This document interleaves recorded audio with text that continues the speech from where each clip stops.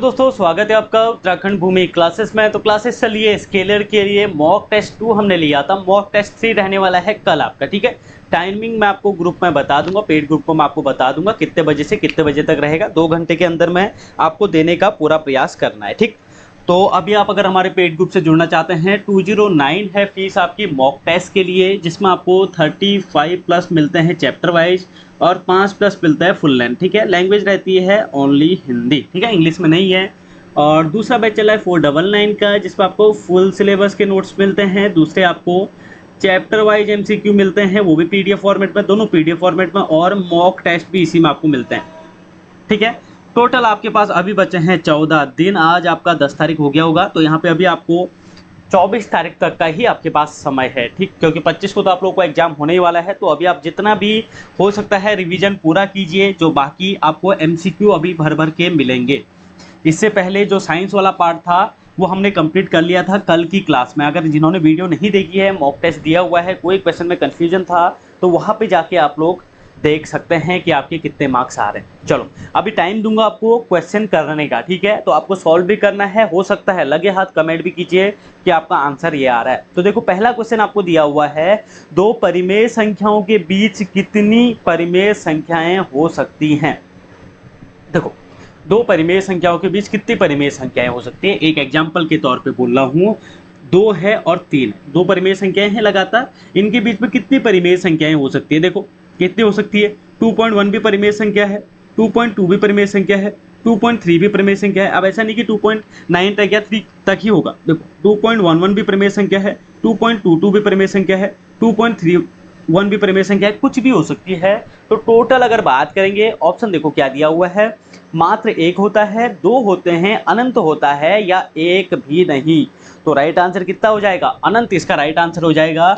2 संख्याओं के बीच परिमेय संख्याएं अनंत होती है। ठीक है, हो सकता है तो वन लाइनर फॉर्म में लिखते रहिए, बहुत इंपॉर्टेंट क्वेश्चन है।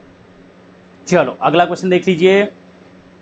देखो, 5√2 क्या है लिखा है। अब देखो, आपको एक चीज बताई थी जो रूट वाली चीजें है, √2 हो गया, √3 हो गया, √5 हो गया, √7 हो गया। अब √4 क्यों नहीं लिखा, क्योंकि √4 इक्वल टू होता है 2, ये तो एक परिमेय संख्या है। लेकिन बाकी चीजें जो रूट में है, ये क्या है आपकी अपरिमेय संख्याएं हैं। अब इसके मल्टीपल में कुछ भी डाल दो, आप 3√3 डाल दो, 2√2 डाल दो, 2√5 डाल दो, 4√7 डाल दो, ये भी क्या है, एक अपरिमेय संख्या है। तो वही आपसे पूछी जा रही है, 5√2 आपसे पूछा जा रहा है, 5√2 आपसे पूछा जा रहा है। तो ये क्या है आपका एक अपरिमेय संख्या। देखो ऑप्शन दिया होगा, कौन सा ऑप्शन है, सी ऑप्शन बिल्कुल राइट आंसर है। ठीक है, सी नहीं, डी ऑप्शन बिल्कुल राइट आंसर है, अपरिमेय संख्या। चलो अगला क्वेश्चन देखो, आपके पास दिया हुआ है, क्या दिया हुआ है, यदि n एक प्राकृत संख्या है तब √n की वैल्यू बताओ। अब देखो, n एक प्राकृत संख्या है बोल रहा है, प्राकृत संख्या मतलब आपका कुछ भी हो सकता है, 1 2 3 4 5 6 7 8 9 10। तो n मैं लेके चलता हूँ, यहाँ पे यहीं पे लिखता हूँ, ठीक है, दिखेगा आपको। n इक्वल टू मैं लेता हूँ 1 2 3 4 5 6 तक चलता हूँ। अब n अंडर आपसे पूछ रहा है, तो √1, √2, √3, √4 इतना ही लेता हूँ। चलो, √1 की वैल्यू 1 होती है, √2 की वैल्यू 2 ही रहेगी, √3 की वैल्यू 3 रहेगी या √3 रहेगी, √4 की वैल्यू 2 रहेगी। तो बताओ, अभी जो आपका √n आया, इसमें ये संख्या परिमेय संख्या है, ये संख्या परिमेय संख्या है, बिल्कुल बिल्कुल, इसको P ओपन Q के फॉर्म में लिख सकते हैं, परिमेय संख्या है। ये आपकी क्या है, अपरिमेय संख्या है, ये भी आपकी एक अपरिमेय संख्या है। तो आप बोल सकते हो कि n एक अगर प्राकृत संख्या आपको दी हुई है और आपसे बोल रहा है कि √n क्या होगा, तो वो कभी परिमेय हो सकता है और कभी अपरिमेय हो सकता है। समझ रहे हो कैसे किया हुआ है। तो यहाँ पे कोई ऑप्शन दिया हुआ है, बिल्कुल सी ऑप्शन बिल्कुल सही आंसर है, कभी परिमेय संख्या और कभी अपरिमेय संख्या। चलो अगला क्वेश्चन देखो, बहुत अच्छा क्वेश्चन है, इस टाइप के क्वेश्चन भी बन सकते हैं। ठीक है, नॉर्मल क्वेश्चन भी बन सकता है कि 2 संख्याएं हैं जिनका LCM HCF आपको दिया है, और एक LCM या HCF में से कुछ दे देगा, दूसरी चीज पूछ देगा, क्योंकि फॉर्मूला आपको पता है, 2 संख्याओं का गुणनफल उनके बराबर होता है किसके, LCM और HCF के। चलो अब यहाँ पे क्वेश्चन देखो क्या दिया हुआ है, क्वेश्चन देख लो, 2 संख्याओं का LCM और HCF। देखो, 2 संख्याओं का LCM उसके HCF का 14 गुना है। पहली चीज, जो LCM है वो बराबर है 14 गुणा HCF के। पहली चीज ये दिया हुआ है, इक्वेशन 1 ले लो, इसको सीधे सीधे लिखा। ठीक है, दूसरी चीज क्या दिया हुआ है, HCF और LCM का योग कितना है, 600 है। देखो दूसरी चीज दी है LCM plus HCF is equal to 600, ठीक है। तीसरी चीज कुछ दिया है क्या, एक संख्या भी दी हुई है 280, तो दूसरी संख्या आपको निकालनी है। एक संख्या 280, दूसरी संख्या आपको निकालनी है। छोटा कर देता क्वेश्चन को अभी, चलो इधर डाल दिया। अभी देखो आपका एक संख्या 280 दी है, यहाँ पे लिखता हूं एक संख्या जो है आपकी 280 है। अब यहाँ पे देखो LCM इज इक्वल टू 14 गुणा HCF दिया हुआ है, तो क्या मैं यहाँ पे रख दूँ इस वैल्यू को, बिल्कुल रख सकते हैं। तो 14 HCF plus HCF is equal to आपका हो जाएगा 600, तो यहाँ पे HCF इज इक्वल टू आपका आ जाएगा 600/15, तो 15 चौको 60 और 0 क्या आया, HCF आपका निकल गया। एक संख्या आपको पता है और HCF भी निकल गया, दोनों का कितना 40, ठीक हो गया। HCF निकल गया तो LCM भी आप निकाल सकते हो यहाँ से आराम से। LCM कैसे निकलेगा, इस इक्वेशन सेकंड इक्वेशन में रखो HCF की वैल्यू, तो 40 रखोगे, इधर माइनस में जाएगा तो कितना बचेगा 560, तो LCM भी आपका आ गया कितना 560 आ गया।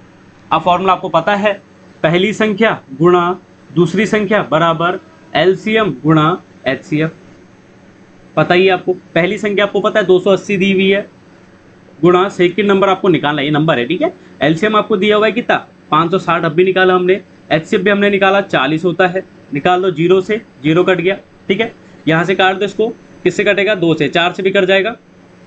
देखो पहले 2 से काटो, 2 चौको 8, 2 से कटेगा, ठीक है। और ये 20 आ गया, फिर 2 से इसको काट दो, 2 सत्ते 14 या 7, 2 सत्ते 14 और यहाँ पे 10 आ जाएगा सीधे सीधे, ठीक है।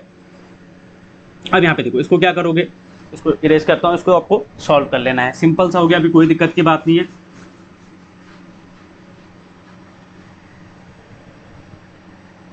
तो सेकंड नंबर आपका जो आ जाएगा 56 गुणा 10/7 आपका आ जाएगा। बस इसको सॉल्व कर लोगे, आंसर आपका आ जाएगा। देखो आंसर कुछ दिया है, इस पे सॉल्व कीजिए, आंसर आपको कमेंट बॉक्स में लिखना है कितना आ रहा है। आज देखो छोटे मोटे सॉल्यूशन आपको करने रहेंगे, क्योंकि जो आपके कौन से वाले हैं, बायो वाले हैं, उनको थोड़ा बहुत इसमें समस्या होती है, ठीक। सॉल्व करोगे इसको तो आपका आंसर इसका आ जाएगा। ऑप्शन कौन सा राइट है, बी ऑप्शन इसका राइट आएगा, ठीक है। 80 इसका आंसर आ जाएगा। सॉल्व करो, आ जाएगा। 7 से ऊपर 56 में गुणा करो, भाग करो और उसके बाद आपका मल्टीप्लाई बाय 10 करो। चलो अगला क्वेश्चन देख लो, थोड़ा बड़ा दिख रहा है, चलेगा। चलो देखो क्या क्वेश्चन है, यदि किसी द्विघात बहुपद px is equal to 2x² plus 3x minus 4 के शून्यक अल्फा कॉमा बीटा हो, तो अल्फा बीटा की वैल्यू, सिंपल सी चीज, नीचे सॉल्व कर रहा हूँ, यहाँ पे दिखेगा। देखो दो चीजें, द्विघात बहुपद की बात करेगा, अल्फा प्लस बीटा आपको आना चाहिए, अल्फा बीटा का फॉर्मूला बताना चाहिए, -b/a और c/a, सिंपल सी चीज। तो अल्फा बीटा आपसे पूछ रहा है c/a, c क्या है, c है आपका -4 है साइन के साथ, ठीक है। a क्या है, a है आपका 2, मल्टीप्लाई करो, सॉरी डिवाइड करो, तो कितना आएगा आपका -2, इसका आंसर आएगा। ऑप्शन कोई है, बिल्कुल सी ऑप्शन राइट आंसर। चलो अगले क्वेश्चन पे चलते हैं। अब देखो यहाँ पे क्वेश्चन क्या दिया हुआ है,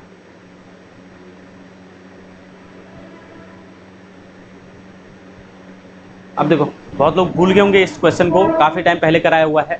घात आपसे पूछा जा रहा है, घात में मैंने आपको एक चीज बोली थी, मैक्सिमम पावर ही आपका घात होता है, जो भी आपका कांस्टेंट को छोड़ के। अगर कांस्टेंट की पावर आपको दी है, मान लो कांस्टेंट की पावर दी हुई है, ये 7 उसमें कांस्टेंट है और इसकी पावर 10 दी हुई है, ऐसा नहीं कि इसकी पावर को आप करके आ जाओगे, जो भी वहां पे आपका क्या होगा, चर होगा, x हो, y हो, t हो, a हो, चर के फॉर्म में होगा तब जाके, ठीक है। जैसे आपका 2a की पावर 9 दिया हुआ है, तो ये क्या है, चर फॉर्म में।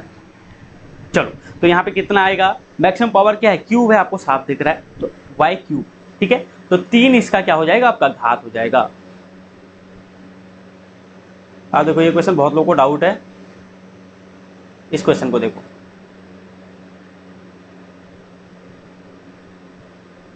इस क्वेश्चन को कीजिए। त्रिघात बहुपद दिया है, यहाँ पे आप ले सकते हो ax³ plus bx² plus cx plus d, ये आपका एक फॉर्मेट होता है त्रिघात बहुपद का। तो इस पे क्या पूछा जा रहा है आपसे, देखो आपको बोल रहा है कि उसका एक शून्यक, ठीक है, उसके 3 शून्यक होंगे, आपको पता ही है, एक शून्यक 0 है, तो बताओ कि अन्य 2 शून्यकों का गुणनफल क्या होगा। अब बताओ इसमें फॉर्मूला क्या लगाओगे, अब इसमें फॉर्मूला लगाओगे क्या। देखो गुणनफल में आपके पास दो फॉर्मूले रहते हैं। दो फॉर्मूले क्या क्या रहते हैं देखो, एक आपका रहता है alpha beta, beta gamma, gamma alpha, एक आपका रहता है अल्फा बीटा गामा। आपसे बोल रहा है कोई भी एक शून्य किसका जीरो है, सिंपल सी बात बोल रहा है कि कोई भी एक शून्य किस में से जीरो है तो बाकी जो दो शून्य होंगे उसका गुणनफल आपको निकालना है। अब इसका फॉर्मूला देखो, इसका फॉर्मूला क्या होता था, सेम जो आपका वहां पे मल्टीपल का होता था, कितना होता था C/A। अल्फा बीटा गामा का एक त्रिघात बहुपद की बात कर रहा हूं, ध्यान देना, ठीक है। यहाँ पे होता है -D/A फॉर्मूला, वहां पे गुणनफल का फॉर्मूला C/A था, यहाँ पे गुणनफल का फॉर्मूला -D/ है। शून्यकों के गुणनफल के योग का फॉर्मूला पूछेगा तो C/A है, ठीक है। अब बताओ, अगर मैं यहाँ पे एक शून्य को जीरो कर देता हूँ, मान लो गामा को मैं यहाँ पे जीरो कर देता हूँ, तो गामा को अगर मैं जीरो कर दूंगा, एक शून्य जीरो कर दूँ तो पूरा ही जीरो हो जाएगा। तो यहाँ तो हमारा आंसर निकला ही नहीं है, यहाँ से नहीं निकला। तो ये वाला मेथड तो अगर हम इस मेथड से करेंगे तो गलत हो जाएगा, हमको करना पड़ेगा इस फॉर्मूले का यूज। मैं मान लेता हूँ गामा हमारा जीरो था, तो ये वाला भी टर्म भी जीरो हो जाएगा, ये भी जीरो हो जाएगा, तो मतलब ये भी जीरो, ये भी जीरो। निकला क्या, alpha beta is equal to C/A। यही तो वो पूछ रहा है। क्या पूछ रहा है, दो शून्यकों का गुणनफल बताओ, ठीक है। तो राइट आंसर क्या हो जाएगा इसका, alpha beta is equal to C/A। मतलब आंसर है आपका कौन सा सही, आंसर है बी वाला सही, ठीक है, बिल्कुल राइट दिख रहा है, कोई दिक्कत की बात नहीं है। चलो अगले क्वेश्चन पे आ जाते हैं। अब देखो यहाँ पे क्या दिया हुआ है, ये क्वेश्चन में भी बहुत लोगों को डाउट है और पहले मैं बहुत बार करा चुका हूँ। आप लोगों की दिक्कतें क्या रहती है, आप क्लासेस नहीं देखते हो। क्लासेस देख लेना, एक बार प्लेलिस्ट पूरा चेक कर लो, 10 दिन बचे हुए हैं, जितना भी पढ़ा रखा है उतना देख लो, ठीक है। लगभग 90 क्लासेस आ चुकी हैं स्केलर के लिए। चलो अगले क्वेश्चन पे जाते हैं। x² + ax - b, x² + ax - b ये दिया है और आपसे बोल रहा है कि मूल बराबर तो हैं लेकिन विपरीत हैं, तो a की वैल्यू निकालो। चलो मूल बराबर तो है, इसके मूल होंगे कितने, सबसे पहली बात तो यही रही, दो ही मूल होंगे, एक होगा अल्फा, एक होगा बीटा। अब वो बोल रहा है कि जो आपका अल्फा है वो बराबर है बीटा के, लेकिन चिन्ह क्या है, परिवर्तन है। मतलब अगर अल्फा आपका 2 आंसर आएगा तो बीटा आपका -2 आएगा, ये उसका कहने का मतलब है। अब आपसे a की वैल्यू पूछ रहा है, तो a किसमें निकलता है, क्या हम अल्फा प्लस बीटा करने पे a की वैल्यू निकलेगी या अल्फा बीटा करने पे a की वैल्यू निकलेगी। अब यहाँ पे देख सकते हो a है कहाँ पे, a है आपका bx की जगह पे। तो फॉर्मूला क्या होता है, alpha plus beta is equal to -b/a होता है, alpha beta is equal to C/A होता है। तो क्या C/A का यूज यहाँ पे होगा, बिल्कुल नहीं होगा, क्योंकि हमें क्या पूछ रहा है, a की वैल्यू पूछ रहा है। तो a कहाँ पे, हम वो देखेंगे और सीधे वैल्यू में मान रखेंगे। चलो alpha plus beta is equal to -b/a, तो -b की जगह पे क्या रहेगा, माइनस का a की जगह पे क्या है 1 है, तो 1 हो जाएगा। लेकिन यहाँ क्या है, अल्फा प्लस बीटा। अब मैं अल्फा इज इक्वल टू यहाँ पे माइनस बीटा रख देता हूँ, तो -β + β इज इक्वल टू -a/a होगा, 1 तो आपका हट ही गया, तो -b से ये गया आपका, ये बचा 0 और a इज इक्वल टू कितना आ गया आपका, 0 आ गया। कोई दिक्कत की बात है, बिल्कुल सिंपल सा क्वेश्चन है, थोड़ा सा दिमाग लगाना है, क्या बोला जा रहा है, क्या करना है अपने को। ये कंफ्यूज करने के लिए ऐसे ही देगा कि आपको फॉर्मूला याद है b/a C/A और a को डाल देगा इधर, ठीक है। ये a कोई वैल्यू है, ठीक है, कोई कांस्टेंट है, आपको पता होना चाहिए इसका क्या रहता है, आपका डायग्राम ना, मतलब आपका जो इक्वेशन रहती है वो क्या रहती है। देखो इक्वेशन ये फॉर्मेट में रहती है, ax² + bx + c = 0। अब यहाँ पे मैं इसका अगर कंपैरिजन करूँ इस इक्वेशन के साथ में, तो इसमें a की वैल्यू कितनी है, 1 है, b की वैल्यू कितनी है, a है, c की वैल्यू कितनी है, -b है, ये है, ठीक है। डायरेक्ट पूछ सकता है ये चीज़ भी, ये क्या होता है, गुणांक होता है। चलो अभी अगले क्वेश्चन पे चलते हैं, बताओ यहाँ पे क्या आंसर होगा। चलो एक रैखिक समीकरण युग्म आपको दिया हुआ है और आपसे पूछ रहा है क्या, जिसका कोई भी हल नहीं है, वह क्या कहलाता है। देखो आपको मैं अच्छे से इस चीज़ को समझा चुका हूँ कि क्या होता है आपका विरोधी अविरोधी, विरोधी के अंदर क्या क्या चीज़ें आती हैं, अविरोधी के अंदर क्या क्या चीज़ें आती हैं। क्या पूछा, जिसका कोई भी हल नहीं है। मैंने आपको बोला था लाइनें कितनी थी, 3 लाइनें आपको पढ़नी थी, समांतर लाइनें थी उसमें एक आपका, उसके अलावा आपका संपाती थी और प्रतिच्छेदी थी, जिस वजह से क्या होता था आपका 3-4 चीज़ें पूछता था। एक तो लाइन की इक्वेशन पूछता है, याद रख लो, तीनों के याद हो जानी चाहिए तुरंत ही अभी। इक्वेशन हो गया, उसके बाद आपके इसके हल हो गया, किसके कितने हल होते हैं। एक आपसे पूछता है संगत है या असंगत है, एक आपसे पूछता है विरोधी है या अविरोधी है। समझ रहे हो, इतनी चीजें। अब आपसे पूछा जा रहा है कोई हल नहीं है। अब कोई हल नहीं है का मतलब वो कैसी रेखाएं होंगी, वो होंगी आपकी समांतर रेखाएं, इनका कोई हल नहीं निकलेगा। हल निकलने का मतलब कि वो एक दूसरे को कहाँ पे काटती है, तो ये काटती नहीं है तो इसका हल ही नहीं निकलेगा। तो हल नहीं निकलेगा तो ये होंगी विरोधी लाइनें। और कैसी होंगी, असंगत हल होगा इनका, असंगत हल, कोई हल नहीं, कोई हल नहीं। इक्वेशन की बात करेंगे तो a1/a2 is equal to b1/b2 does not is equal to c1/c2, ये इसका इक्वेशन रहता है। तो हर एक चीज आप समझ गए हो, यहाँ से तीनों चीजें आपको समझ में आ गई होंगी। चलो अगले पे चलते हैं। यहाँ पे अगला क्वेश्चन आपको दिया हुआ है, एक सेकेंड, चलो आप देखो यहाँ पे क्वेश्चन क्या दिया हुआ है।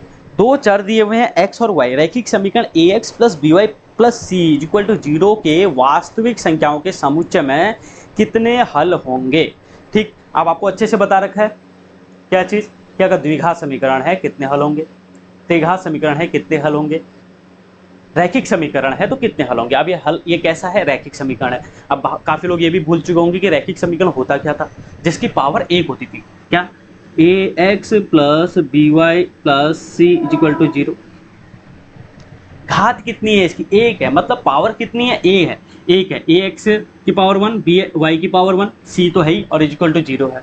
तो इसके मैंने आपको बोला था अनंत हल हो सकते हैं। कैसे हो सकते हैं कि a इज इक्वल टू कुछ वैल्यू रख दो, 0 1 2 3 4 5 रख दो, b की वैल्यू आपकी निकलती रहेगी, सॉरी x की वैल्यू कुछ भी रख दो, y की वैल्यू आपकी निकलती रहेगी, ये ठीक है, a भी नहीं, x की वैल्यू कुछ भी रखो, y की वैल्यू आपकी निकलती रहेगी। तो इसके हल कितने होंगे, अनंत हल होंगे। अगर वहीं पे द्विघात समीकरण रहता तो द्विघात समीकरण के कितने हल होते हैं, सिर्फ 2 हल होते हैं। तो ये चीज़ आपको याद रखनी है, सिंपल सी चीज़ है। और ये छोटे छोटे क्वेश्चन रहते हैं जो वहाँ पे गलत हो जाते हैं। अभी देखो कुछ लोगों को लगता है कि क्वेश्चन बहुत आसान पूछता है, और वहाँ पे जब पेपर में बैठोगे आप, जो 2 घंटे आपके पास रहते हैं और वहाँ पे आपको OMR शीट भी भरनी है, ऐसा प्रेशर वहाँ पे बिल्ड हो जाता है कि आपको बहुत ज़्यादा कन्फ्यूजन होता है। आते आते क्वेश्चन आप गलत करके आते हैं, और वहाँ पे एक बार आपने OMR पे गोला कर दिया तो उसके बाद काम खत्म उस क्वेश्चन का, ठीक है। उसके बाद आप सेकंड अगर उसको सही भी करोगे ना तो कोई मतलब नहीं रहेगा, माइनस मार्किंग ही रहेगी। तो ये चीज़ है, तो सोच समझ के पेपर में बैठना होता है। कोई अगर देखो, एक एग्जांपल के तौर पे बता रहा हूँ और ये हकीकत है, आप आके खुद बोलोगे ऐसे लोग, ठीक है। देखो 75 प्लस करके आए हो और पूरे आपको आते थे, इसमें से आपको लगेगा घर आने तक मेरे 75 बिल्कुल सही है।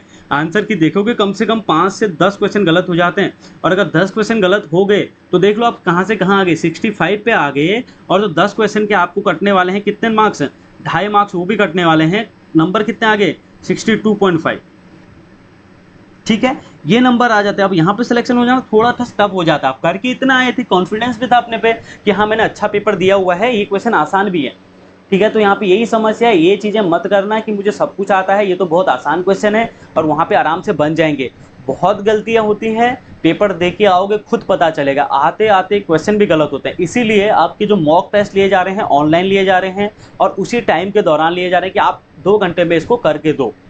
तो वहाँ पे आपको पता चल रहा होगा। बहुत लोगों के मैसेज मुझे आते हैं कि हाँ मेरे आते हुए भी क्वेश्चन गलत हो रहे हैं, मेरे मार्क्स 70 आए थे, इसको मैं 80 तक ला सकता था, मेरी ये क्वेश्चन गलत हो गया, जबकि मुझे पता था, मैंने यहाँ पे मिस्टेक कर दी, प्लस माइनस की दिक्कत हो गई है, मैं भूल चुका था, रैखिक क्या होता है, द्विघात क्या होता है, ये चीज़ें सिंपल चीज़ें होती हैं। इसमें ऐसा कुछ नहीं कि रॉकेट साइंस है कि आपको हर एक चीज़ बिल्कुल अलग ही दिमाग पर पढ़ना है, बिल्कुल सिंपल सी चीज़ें होती हैं। और आपको वहाँ पे गलती यही चीज़ होती है, इसीलिए आपको बताया जाता है कि ऐसी चीज़ें जो आपको टेस्ट दिए जा रहे हैं ना, इसीलिए दिए जा रहे हैं, और जो चैप्टर वाइज टेस्ट है इसीलिए दिए जा रहे हैं कि हर एक चैप्टर पे आपके पकड़ हो जाए और क्वेश्चन वही रहने वाला है।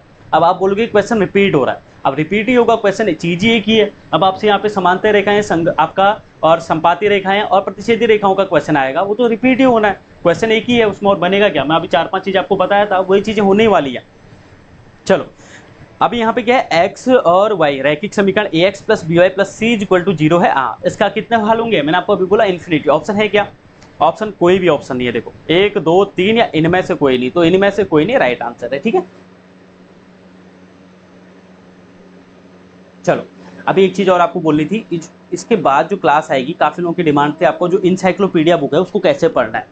ठीक है, तो मैं एक बार आपको उसको बता देता हूँ। अभी थोड़ी देर में इस क्लास को कंप्लीट करने के बाद मैं आपको बता दूंगा। इसी क्लास में नहीं बता पाऊंगा, आज की शाम की क्लास में आ जाएगी, कल सुबह वो क्लास आपको मिल जाएगी। उसमें मैं आपको बता दूंगा फिजिक्स में, केमिस्ट्री में, बायोलॉजी में इंसाइक्लोपीडिया से क्या क्या पढ़ना है, कहाँ से क्वेश्चन बनता है। ठीक है, तो मैं आपको बता दूंगा, उसकी टेंशन मत लीजिए। थोड़ा टाइम कम बचा हुआ है, बिजी भी थोड़ा ज़्यादा हूँ अभी आजकल, तो इसीलिए थोड़ा सा लेट हो रही है, लेकिन बाकी आपका सब कुछ क्लियर है। ठीक, रैखिक समीकरण युग्म x + 2y = 5 है और 3x + 12y = 10 है, तो इसके कितने हल होंगे। देखो क्या दिया, x + 2y = 5 दिया है पहला, दूसरा दिया है 3x + 12y = 10 दिया हुआ है। ठीक, चलो इसको मैं छोटा कर देता हूँ और आपको बता देता हूँ। यहाँ पे देखो आपका क्या है, सीधे करो, 1 हो गया, क्या निकला 1/3, इधर निकला 1/6, इधर निकला 1/2। बताओ क्या ये बराबर है, कोई भी यहाँ पे बराबर नहीं है, ये ऐसा है। तो ये कैसी रेखा है, ये आपकी होती है प्रतिच्छेदी रेखाएं। प्रतिच्छेदी रेखाओं का होता है आपका फॉर्मूला क्या है, ये इक्वेशन क्या, a1/a2 does not equal to b1/b2 does not equal to c1/c2। ठीक है, सिंपल सी बात होगी। तो कितने हल होंगे इसके, प्रतिच्छेदी रेखाएं जहां पे आएंगी, ऐसे प्रतिच्छेदी रेखाएं ऐसी होती हैं और इसका सिर्फ एक हल होता है।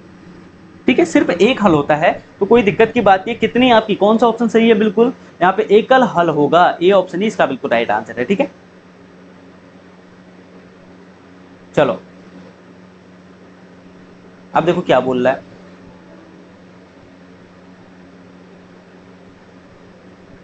हाँ, यदि समीकरण kx प्लस -5y = 2 है और 6x + 2y होगा। ठीक है, 6x + 2y = 7 है। ठीक है, वो क्वेश्चन में प्रिंट हुआ है। तो पूछ रहा है आपसे कि इसके अगर कोई हल ना हो, तो ठीक है, कोई हल नहीं है, मतलब समांतर रेखाएं आपकी हैं, तो k की वैल्यू पूछ रहा है। चलो ठीक है, कोई दिक्कत की बात नहीं है, k की वैल्यू निकल जाएगी यहाँ से। कैसे निकलेगी, तो यहाँ पे करेंगे इसको सॉल्व। देखो आपका kx आपको दिया हुआ है -5y = 2 दिया हुआ है, एक इक्वेशन है। दूसरी इक्वेशन लिखता हूँ 6x + 2 = 7 लिखता हूँ। ठीक, दोनों इक्वेशन है। k की वैल्यू पूछ रहा है, कोई हल नहीं है। कोई हल नहीं है का मतलब आपका समझ गए हो आप, लेकिन ऑप्शन देखो, कोई हल नहीं है बोल रहा है, तो होता है क्या आपका a1/a2 = b1/b2 does not equal to c1/c2, ये होता है। लेकिन आप एक चीज देखो, आपको क्या तीसरी जगह पे जाने की जरूरत है, क्योंकि आपको ऑप्शन में देखो कोई भी डज नॉट वाला ऑप्शन दिख ही नहीं रहा है। देखो वापस से बड़ा कर रहा हूं, देखो यहाँ पे कोई डज नॉट वाला ऑप्शन है क्या, बिल्कुल नहीं है। तो इसका मतलब आपका क्या है कि आपको ये टर्म का यूज करना ही नहीं है। a1/a2 b1/b2 से ही आपका आंसर निकल जाएगा। तो लिख लो, a1 आपका k हो जाएगा, b1 आपका 6 हो जाएगा, = -5 और यहाँ पे 2y रहेगा। ठीक है, /2 पर उसको 2 से 3 हो गया, 2 3 6, तो k = -15। कोई ऑप्शन है क्या -15 वाला, बिल्कुल है, डी ऑप्शन बिल्कुल राइट आंसर है। समझ गए हो, बिल्कुल सिंपल सी चीज़ है, कुछ अलग से नहीं हुआ। 2 से 6 काटा मैंने, 3 बार काटा, क्रॉस मल्टीप्लिकेशन मैंने जहाँ यहाँ पे किया, वज्र गुणनखंड इसको बोलते, शायद वज्र गुणन बोलते हैं। ठीक है, क्रॉस मल्टीप्लिकेशन किया, 3 5 3 15 और माइनस का माइनस। चलो सिंपल क्वेश्चन है, वैल्यू रखनी है। 3x - 2y + 1 = 0 है, कि x की वैल्यू 1 रखिए, तो y = जो k है, y = k है। ठीक है, तो k का मान ज्ञात कीजिए, बिल्कुल सिंपल सा क्वेश्चन। ठीक है, 3x - 2y + 1, 3x - 2y + 1। देखिए सॉल्व करते रहिए आप लोग भी, स्पीड होनी चाहिए ऐसे क्वेश्चनों में। ठीक है, स्पीड, ऐसे क्वेश्चन दिखते हैं तो स्पीड होनी चाहिए और प्लस एक्यूरेसी होनी चाहिए। ऐसा नहीं कि स्पीड तो बिल्कुल बहुत अच्छी है, 10-10 सेकंड में क्वेश्चन कर रहे हो, लेकिन आंसर निकलने गलत, कोई मतलब नहीं रह जाएगा। 3x - 2y + 1 = 0। ठीक है, x = 1, y = k, x = 1, y = k, k की वैल्यू आपको निकालनी है, रख लो। 3 × 1 - 2 × k हो जाएगा, +1 = 0।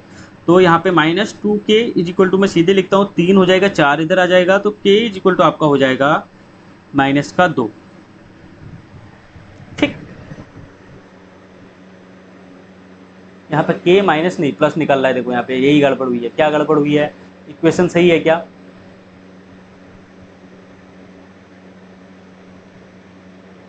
(3x - 2y + 1 = 0), x = 1 रखा, तो 3, बिल्कुल देखो वही हुआ ना। देखो यहाँ पे यही गड़बड़ होती है, वहाँ पे भी अब यहाँ पे अभी ऑप्शन में नहीं है आंसर, तो जाके सही हो गया, वरना वहाँ पे क्या हो जाता 0.25 सीधे जड़ 0.25 सीधे माइनस हो जाता। देखो क्या हुआ, 3 और 1 4 है, तो इधर जाएगा माइनस होगा, माइनस से माइनस कटा। अगर लेकिन अभी अच्छी किस्मत अच्छी है कि वहाँ पे -2 ऑप्शन में ही नहीं था, अगर -2 ऑप्शन में होता तो सीधे गोला होता। ठीक है, तो यहाँ पे क्या आ जाएगा 2 आ जाएगा, क्योंकि क्या हुआ यहाँ पे देखो 3 और 1 4 हो गया, 4 उधर जाएगा तो माइनस का 4 आएगा। ठीक, कोई दिक्कत की बात नहीं है, ऐसे आपको गलतियाँ वहाँ पे नहीं करनी है, मेन चीज़ है। अब देखो थोड़ा सा अच्छा क्वेश्चन है, टाइम ले सकता है कम से कम 2 से 3 मिनट। क्वेश्चन पढ़ो और इसका इक्वेशन बनाओ, इक्वेशन आपसे बन गई तो आंसर आ जाएगा। इसकी इक्वेशन खुद बनाने की कोशिश कीजिए, अगर इक्वेशन ऐसे क्वेश्चनों में बन रही है तो फिर इसका आंसर आपका आराम से आ जाएगा। थोड़ा टाइम लगेगा, ऐसे क्वेश्चनों को थोड़ा लास्ट में करने की कोशिश करेंगे तो ज़्यादा अच्छा रहेगा। देखो बोल रहा है 1 वर्ष पहले एक आदमी अपने बेटे से 8 गुना बड़ा था। ठीक है, अब उसकी उम्र उसके बेटे की उम्र के वर्ग के बराबर है, वर्तमान आयु ज्ञात कीजिए। क्या करेंगे, सिंपल सी चीज है, सबसे पहले करेंगे मान लेते हैं उसके बेटे की आयु अभी कितनी है, छोटा करता हूं। ठीक है, चलो अब देखो क्या बोल रहा है, मान लेते हैं जो उसके बेटे की उम्र है अभी है x, बेटे की वर्तमान उम्र हम मानते हैं x, तो 1 साल पहले कितनी होगी, अगर 1 साल पहले की बात करेंगे तो कितनी होगी, x - 1 ही होगी। सिंपल सी चीज है। अब क्या बोल रहा है कि 1 साल पहले वह उसके पिता की उम्र की कितना था, तो पिता की उम्र कितनी होगी 1 साल पहले, 8 गुनी। ठीक है, 1 साल पहले कितनी होगी 8 गुनी, तो 8x - 1। अभी उसकी उम्र की कितनी है, अभी पिता की वर्तमान उम्र कितनी है, वर्तमान की बात करूंगा तो उसके स्क्वायर है, वर्ग के बराबर है। तो ये चीजें आपको दी हुई है, अब इसमें आपको संजो के इसको रख देना है। अब देखो ये इसका अंतर कितना है, 1 साल का है, ये 1 साल का पहले की बात है, ये वर्तमान की बात है, तो कर दो 1 साल पहले की बात है, और यहाँ पे x - 1 = आपका 1 हो जाएगा। क्यों किया, क्योंकि वर्तमान आयु जो है और 1 साल पहले की आयु जो है वो अपने को पता है, दोनों इक्वेशन हमने बनाई थी, तो उनका अंतर कितना होगा 1 होगा, क्योंकि 1 ही साल का तो अंतर है इसमें। ठीक है, तो इसको सॉल्व करोगे, x² - 8x - 8 = 1 कर दोगे, तो ये आपका इधर आएगा, तो माइनस से माइनस आपका प्लस हो जाएगा, सिंपल सा माइनस माइनस यहाँ पे प्लस हो जाएगा, ये इधर आएगा तो माइनस में हो जाएगा। कैसे, x² - 8x प्लस का 7 = 0। बस अब यहाँ से इसको आगे को आपको सॉल्व करना है, इक्वेशन बन जाएगी। क्या आएगा अंदर आपका, देखो क्या कैसे करेंगे, अभाज्य गुणनखंड करके उसको हम तोड़ देंगे। कैसे तोड़ेंगे अभी देख लो, ये x² है। ठीक है, तो उसको हम क्या ऐसे लिख सकते हैं, x² - 7x - x प्लस 7 = 0। क्या लिख सकते हैं, क्या किया, 7 का गुणा किया x² के गुणांक के साथ में, उसको ऐसे तोड़ा कि 8 आ जाए जोड़ने पे और मल्टीप्लाई करने पे 7x² आ जाए। बिल्कुल आ सकता है, जोड़ने पे -8x ही तो आ रहा है, इसको जोड़ेंगे -8x, x कॉमन ले लो तो x - 7 हो जाएगा, माइनस का 1 कॉमन ले लो तो x - 7 हो जाएगा, = 0। तो एक आ गया आपका x - 1 इसका, और एक x - 7 = 0।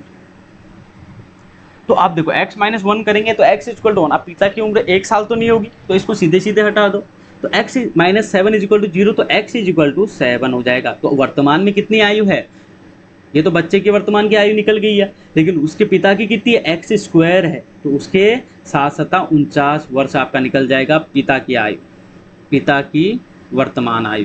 अगर आप यहीं पे आपसे पूछ देता कि पिता की वर्तमान आयु तो आपको निकालनी है, 49 निकल के बोल देता पिता की 1 वर्ष पहले कितनी आयु थी, तो पूरा यही चीजें करोगे, लेकिन इसमें से 1 घटा दोगे। 1 वर्ष पहले उसके पिता की आयु कितनी थी, 48 वर्ष थी, और 1 वर्ष पहले बच्चे की आयु कितनी थी, 7 निकली है, 1 वर्ष पहले 6।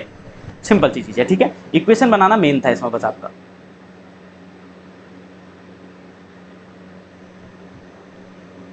देखो निम्न में से कौन सा द्विघात समीकरण नहीं है। ठीक है, इसका पहला ऑप्शन पे देखना, पहले ऑप्शन पे शायद इसका द्विघात समीकरण नहीं होगा, a + b का होल क्यूब का जो फॉर्मूला है उसको लगा के इसको खोलिए। ठीक है, लेकिन d वाला तो बिल्कुल नहीं है। ठीक है, तो पहला और d इसका आपका आंसर रहेगा, इसको आपको करना है। ठीक, अब देखो k के किन मानों के लिए 4x² - kx और 16 आपको किसमें दिया हुआ है, प्लस 16 इज इक्वल टू 0 है कि मूल बराबर होंगे। तो मूल बराबर की कंडीशन आपको पता ही है क्या होता है।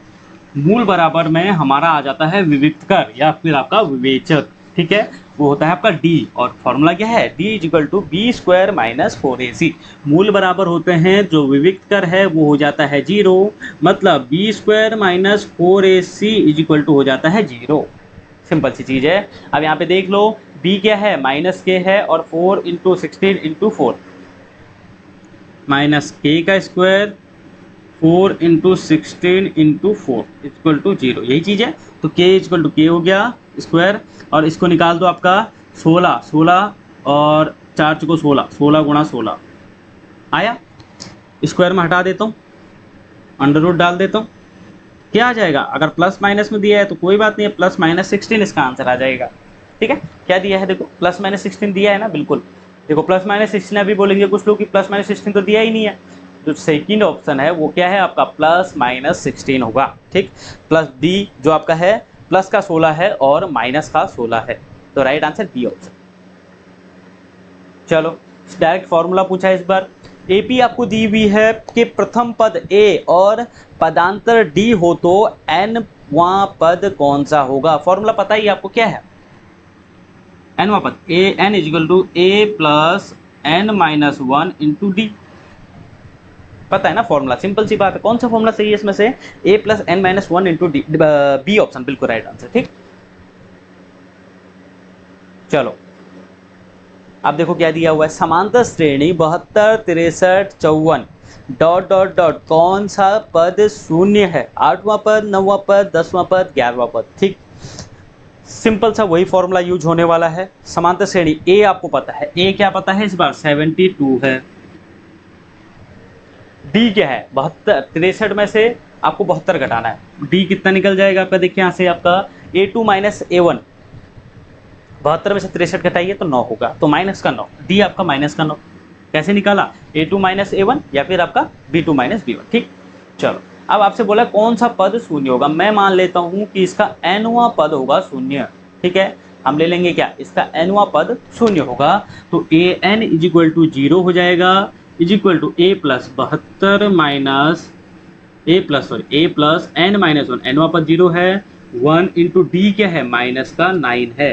अब इसको आप सॉल्व करेंगे तो आंसर आ जाएगा कैसे, 0 is equal to 72 minus 9n minus minus plus 9 जोड़ दो 72, और ये कितना हो जाएगा आपका 81 आ जाएगा, इधर जाके माइनस में, और यहाँ पे 9n हो जाएगा माइनस का, माइनस से माइनस कटा, तो n इज इक्वल टू 81/9, तो 9 नमा 81, तो n इज इक्वल टू 9 आ गया। तो हम बोल सकते हैं कि जो आपका 9वां पद है इस श्रेणी का वो क्या है आपका 0 होगा। ठीक, चलो ऑप्शन बी यहाँ पे राइट आंसर है। चलो अब यहाँ पे सेम चीज है, कुछ नहीं है यहाँ पे भी। अब यहाँ पे हमने 0 बोला था, अब यहाँ पे क्वेश्चन आ गया कि कौन सा पद 88 होगा, तो बस हम मान लेंगे कि nवां पद हमारा 88 है, n ही आपको फाइंड आउट करना है। जहां जहां हमने 0 रखा वहां पे 88 रख दो, काम हो जाएगा। a और d की वैल्यू चेंज कर देना बस। ठीक है, जहां पे 0 रखा वहां पे 88 रखना होगा, और कुछ नहीं करना है, निकाल सकते हो आसानी से, थोड़ा सा कैलकुलेशन करना है। चलो सेम क्वेश्चन है, इसको आप कर लोगे, कोई दिक्कत की बात नहीं।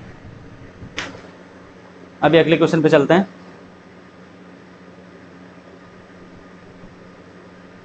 देखो क्वेश्चन क्या है, पिछली बार थोड़ा अलग क्वेश्चन था, आंसर अलग था, इस बार अलग है। देखो 1 धन 2 धन 3 धन 4 डैश डैश डैश n तक आपको दिया हुआ है, पूछ रहा है किसके बराबर होगा। पिछले बार मैंने आपको दोनों चीजें एक्सप्लेन की थी, सम संख्या विषम संख्या, क्या था n प्लस 1/2 या फिर n ब्रैकेट में n प्लस 1/2। तो यहाँ पे कौन सा फॉर्मूला दिया है, n प्लस 1/2 दिया हुआ है। देखो यहाँ पे आपको दिया हुआ है सी वाला इसका राइट आंसर, इसका आंसर आपका लेकिन क्या हो सकता था, n प्लस 1/2 भी हो सकता था। ठीक है, इसकी कोई दिक्कत नहीं है, आपको वहां पे एक ही ऑप्शन दिखेगा, पिछली बार भी मैंने आपको बोला था।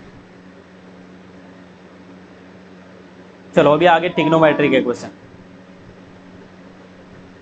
ट्रिग्नोमेट्री से अगर क्वेश्चन बना किससे, अनुप्रयोग से, तो अच्छा क्वेश्चन बन सकता है, टाइम ज़्यादा लगने वाला। ठीक है, बाकी वहाँ पे आसानी बनेगा। किसी मीनार की ऊंचाई 10 मीटर है, जब सूर्य का उन्नयन कोण आपका कितना है 45 डिग्री हो, तो मीनार की छाया की लंबाई बताओ। ठीक है, 45 डिग्री 10 मीटर, सिंपल सी बात है। अब क्या पूछा है देखो,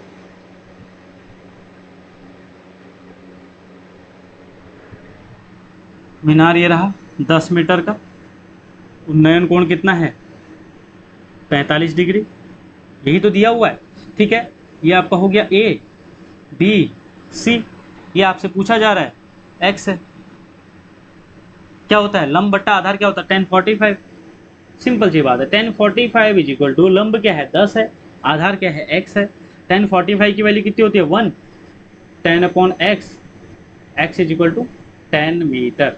तो जो उसकी छाया रहेगी वो बराबर रहेगी आपकी किसकी, ठीक है, x इज इक्वल टू 10 आ गया, कोई दिक्कत की बात नहीं है। देखो अगला क्वेश्चन है पाइथागोरस प्रमेय का संबंध किससे है। देखो पाइथागोरस प्रमेय होती क्या है, फॉर्मूला क्या है, कहाँ पे उसका लेना देना है, तीनों चीज़ें आपको पता होनी चाहिए। सिंपल सी चीज़ है, जहाँ पे समकोण त्रिभुज की बात होगी वहाँ पे पाइथागोरस प्रमेय का यूज किया जा सकता है, बाकी किसी भी त्रिभुज में पाइथागोरस प्रमेय का यूज नहीं किया जाएगा। मतलब समबाहु त्रिभुज हो गया, विषमबाहु त्रिभुज हो गया, कोई भी और अन्य त्रिभुज आपका किसको समकोण त्रिभुज को छोड़ के उसके अलावा कहीं भी यूज नहीं होगा। ऑप्शन राइट आंसर है आपका कौन सा, ए ऑप्शन।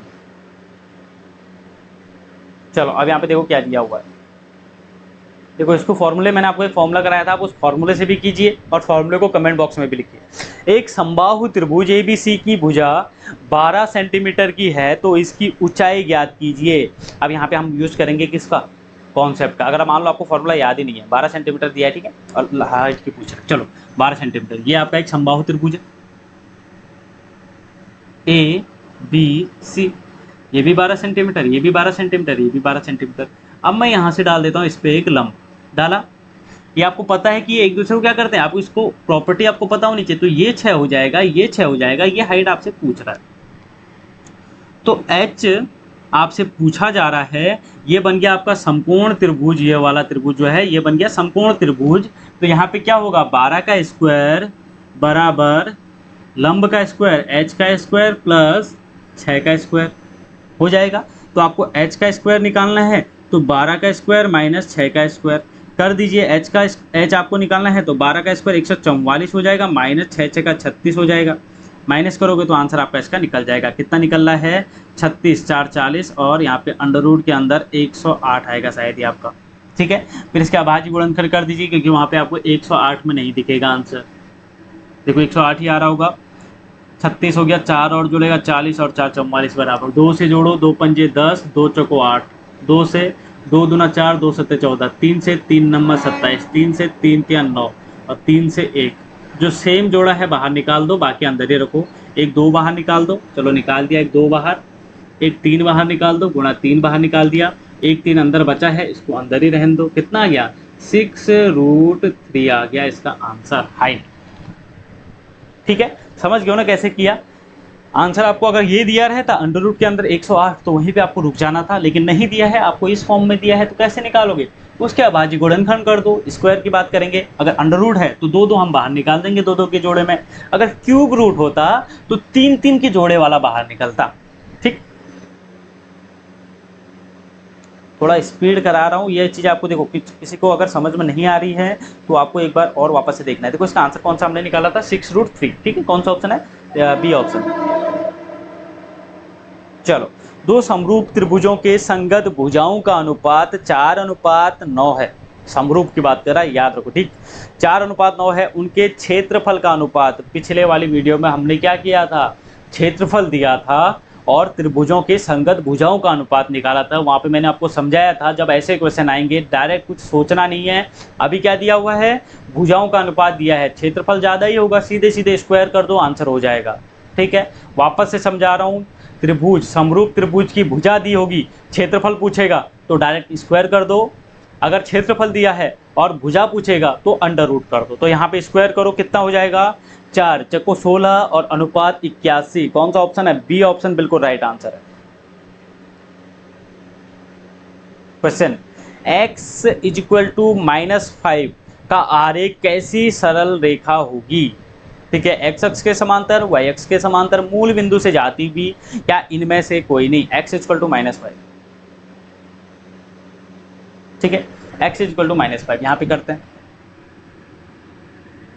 -5 कहाँ, इधर कोई तो होगा, ये -x ही तो रहता है, मतलब सॉरी x डैश, ठीक है। मैं मान लेता हूँ -5 ये था, ऐसे खींचेंगे x = -5 का ग्राफ, तो ये क्या है, आपको साफ साफ दिख रहा है कि जो ये रेखा है, ये जो अक्ष है, इसके समांतर में ये कौन सा अक्ष है, ये खड़ा वाला है वाई एक्स। तो वाई एक्स के समांतर ए ऑप्शन इसका राइट आंसर।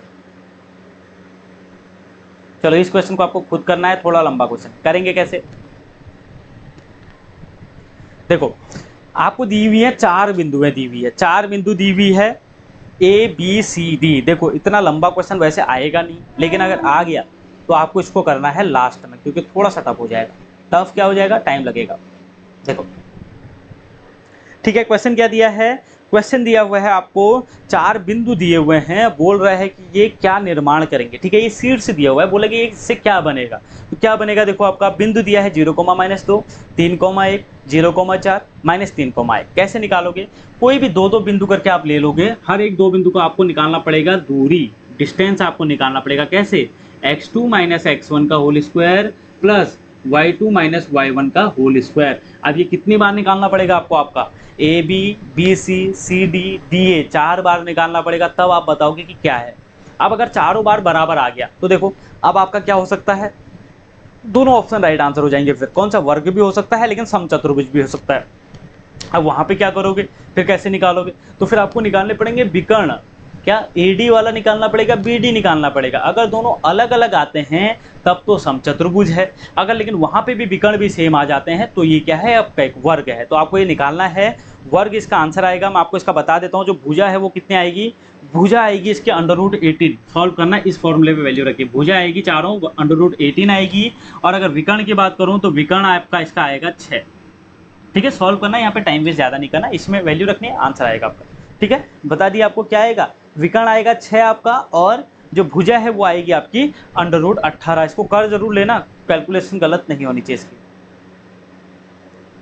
अब बताओ, काफ़ी लोग भूल चुके होंगे अभी। देखो भुज और कोटि हमने स्टार्टिंग के चैप्टर में पढ़ा था, भुज क्या होती है, कोटि क्या होती है। डायरेक्ट पूछा है इसमें से कौन सा भुज क्या है। भुज होता है आपके x अक्ष के निर्देशांक, या फिर x अक्ष आप सीधे सीधे बोल सकते हो। कोटि क्या था, सेकंड वाला नंबर, जो आपका y हम उसको बोलते हैं, x, y बोलते हैं। तो x आपका क्या है, भुज है, y आपका क्या है, कोटि रहता है। तो आपसे पूछ क्या रहा है, भुज पूछा जा रहा है। तो बताइए -12, 18, -18 में भुज क्या है, तो भुज है -12। ठीक, अब यहाँ पे देखो 10π/2 का मान आपसे पूछ रहा है। तो पाई की वैल्यू क्या होती है, पाई की वैल्यू होती है 180। तो 10π/2 मतलब 1090 आपसे पूछ रहा है। 1090 का आपको चार्ट याद हो चुका होगा मुझे जहाँ तक लग रहा है। 1090 की वैल्यू होती है 0। ठीक, 1090 की वैल्यू होती है इन्फिनिटी, सॉरी 0 नहीं, इन्फिनिटी होती है। डी ऑप्शन राइट रहेगा। क्वेश्चन देखो, 2 1 - sin स्क्वायर a ब्रैकेट में दिया हुआ है, अपॉन में cos स्क्वायर a। देखो बहुत अच्छा क्वेश्चन है, पूछा जा सकता है, सिंपल सा है। सरु समीका याद है, क्या दिया हुआ है, 1 - इसमें ब्रैकेट में आपका 2 भी है, और अपॉन में दिया हुआ है cos स्क्वायर a। देखो सिंपल चीज है, 1 - sin स्क्वायर a फॉर्मूला होता है = cos square a। 2 × cos square a upon cos square a, इससे ये कटेगा, आंसर सीधे सीधे 2 आ जाएगा। ठीक, फॉर्मूला याद होगा तो आंसर आ जाएगा। अब इसको देखो, इसमें क्या करोगे, देखो ये भी थोड़ा सा लंबा क्वेश्चन है। लंबा क्वेश्चन कैसे है, आपको दिया हुआ है 2 cos θ = 3 दिया हुआ है, या 3 cos θ = 2 दिया हुआ है। कैसे करेंगे, इसको करेंगे हम यहाँ पे अभी। देखो ऐसा क्वेश्चन बन सकता है, थोड़ा सा टाइम लग जाएगा आपको। यहाँ पे देखो, आपको cos की वैल्यू दी हुई है, आपको sec भी निकालना पड़ेगा, tan भी निकालना पड़ेगा, आंसर आपका आ जाएगा। ठीक है, 3 cos θ = 2, देखो इसको 3 cos θ = 2, तो cos θ = कितना आ जाएगा, 2/3। ये होता है आधार बट्टा कर्ण, आधार दिया हुआ है, कर्ण दिया हुआ है, आपको निकालना पड़ेगा लंब। यहाँ पे देखो आपको ये दिया हुआ है, अगर cos की वैल्यू दी हुई है, ये थीटा है, तो यहाँ पे क्या दिया हुआ है, आधार दिया हुआ है 2, कर्ण दिया हुआ है 3। यहाँ पे इसको निकालोगे लंब, लंब कितना निकलेगा, जहाँ तक है √5 निकलना चाहिए इसको। ठीक है, वही आपका किसका, पाइथागोरस प्रमेय लगाइए तो आपका निकलेगा √5, बिल्कुल √5 भी निकलेगा। √5। बस अब यहाँ पे आपको क्या निकालना था, सेक निकालना था। तो सेक भी आपको पता है 1/cos होता है। जब cos ये है तो सेक कितना हो जाएगा, 3/2 हो जाएगा। एक चीज़ आपने ये निकाली, दूसरी चीज़ आपकी ये निकली, तीसरी चीज़ आपको निकालनी है tan थीटा निकालो, क्या होता है, लंब बट्टा आधार। लंब क्या है, √5, आधार है √5/2। अब आपको पूछा जा रहा था सेक और किसमें, क्या पूछा जा रहा है, 2 sec square theta, 2 into sec square theta. Sec square theta कितना है, सेक है 3/2, स्क्वायर है तो कितना हो जाएगा, 3×9/4 हो जाएगा। ठीक है, तो सेक स्क्वायर थीटा लिख दिया, plus 2 tan square theta. tan क्या है, √5/2 है, मतलब स्क्वायर करोगे तो 5/4 हो जाएगा, -7। तो ये आपको सॉल्व करना है, आंसर आपका आ जाएगा। ठीक है, 2 से इसको काट दो, 2 से इसको काट दो, कितना आ जाएगा, 9/2 प्लस 5/2 -7। इसको एलसीएम लेके सॉल्व कीजिए, आंसर इसका आ जाएगा आपको। ठीक है, कैसे किया आप समझ गए हो, वापस से एक बार बता रहा हूँ। देखो, छोटा नहीं किया, देखो क्या किया, ये आपको दिया हुआ था, आपको पता है कि 2/3 दिया हुआ है, ये आधार बट्टा कर्ण होता है, मतलब इसमें जो 2 है वो आधार है और जो 3 है वो कर्ण है। 2 हमने आधार में लिखा, 3 हमने कर्ण में लिखा। फिर हमने ये निकाल लिया, लंब हम निकाल सकते हैं पाइथागोरस प्रमेय से। कैसे निकालोगे, लंब का स्क्वायर इक्वल टू कर्ण का स्क्वायर माइनस आधार का स्क्वायर। ठीक है, तो 3×3 = 9, 2×2 = 4, 5 आ गया अंडर रूट के अंदर, तो ये आपका यहाँ पे 5 आ गया। अब आप सेक निकाल सकते हो, सेक तो सीधे निकाल सकते थे यहाँ से, लेकिन आपको tan भी पूछा गया था, इसीलिए ये निकाला गया। ठीक है, तो सेक हो जाएगा आपका कर्ण बट्टा आधार, 1/cos होता है तो 3/2 हो जाएगा। tan की बात करेंगे, क्या होता है, लंब बट्टा आधार होता है, तो लंब क्या है, √5 है, आधार क्या है, 2 है, 5/2 हो गया। क्वेश्चन पूछ रहा था कि आपका क्या था क्वेश्चन, 2 sec स्क्वायर पूछ रहा था, 2 × sec square theta plus 2 tan square theta -7, यही पूछ रहा था या 3 था कहीं पे, मैं देख लूँ एक बार,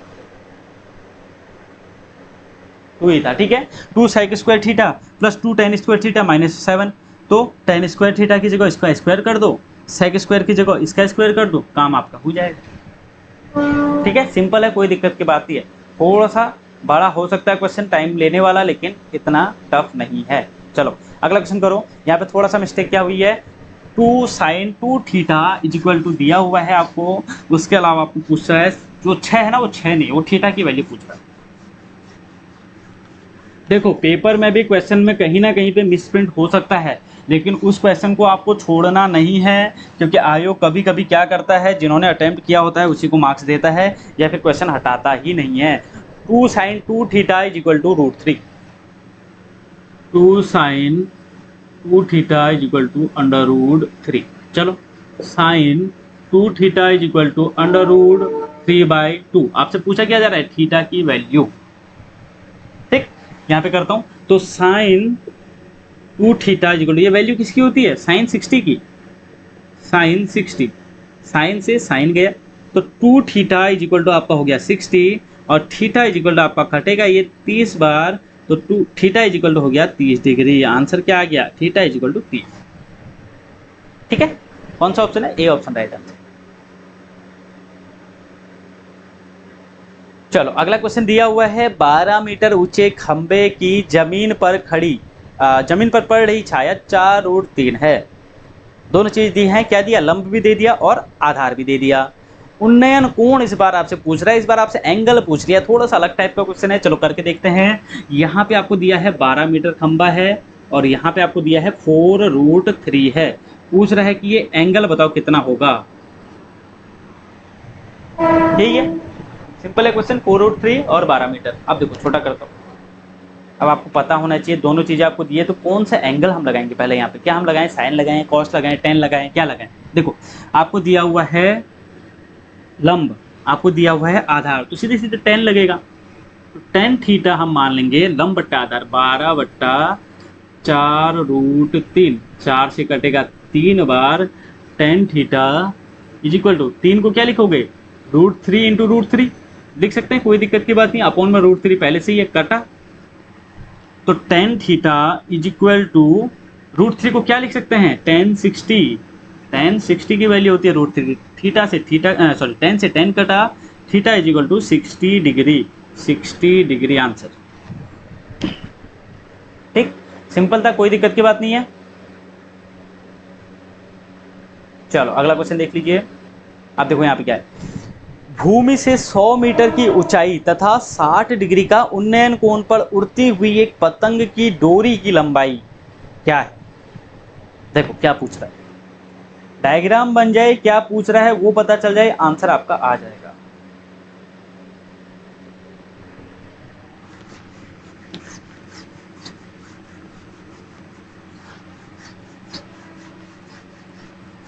क्या बोला, भूमि से 100 मीटर ऊंची, ये कोई पतंग है 100 मीटर ऊंची उड़ रही है, 100 मीटर है, ये भूमि है, 60 डिग्री के एंगल पे उड़ रही है। ये आपसे पूछ रहा है पतंग की डोरी यही तो रही जो तिरछी लंबाई है, ये पूछ रहा है आपसे, ये सिंपल हो गया। यहाँ पे देखो ये थीटा है, अब हमको लेना है लंब भी जिसमें हो और कर्ण जिसमें हो। आपको पता होना चाहिए लंब और कर्ण का संबंध कहाँ पे आता है, साइन थीटा में आता है। साइन 60 इज इक्वल टू लंब कितना है 100 है, अपॉन कर्ण कितना है x है, यही आपको निकालना है। साइन 60 की वैल्यू 0 1/2 1/√2 √3/2, सीधे सीधे √3/2 इज इक्वल टू 100/x। तो x इज इक्वल टू आपका हो जाएगा, ये ऊपर जाएगा ये नीचे जाएगा, मल्टीप्लाई ऊपर होगा 200/√3। ऑप्शन है क्या कोई ऐसा,